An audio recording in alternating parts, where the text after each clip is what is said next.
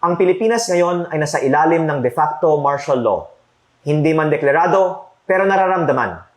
Marami ay tahimik dahil sa takot na makasuhan, dahil nakikita na ang mga kritiko ng administrasyon ang mga unang sinasampahan ng kaso habang ang ibang mga kaalyado ay hinahayaan.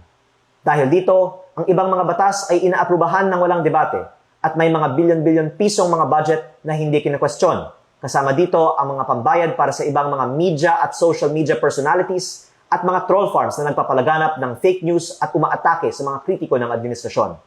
Ganito din sa panahon ng martial law ni dating Presidente Ferdinand Marcos Sr. Ngunit maraming mga miyembro ng oposisyon, civil society at pribadong sektor ay lumaban sa diktatura. Kahit maraming ikinulong, umalis ng bansa at ginipit ang negosyo, hindi sila sumuko.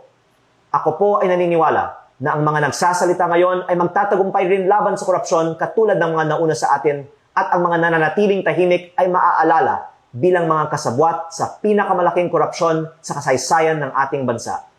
Umaasa rin po ako na ang mga nagsasalita tungkol sa korupsyon sa gobyerno ay poprotektahan ng taong bayan at gagamitin nila itong pagkakataon upang ibahagi ang katotohanan para sa kinabukasan ng ating bayan.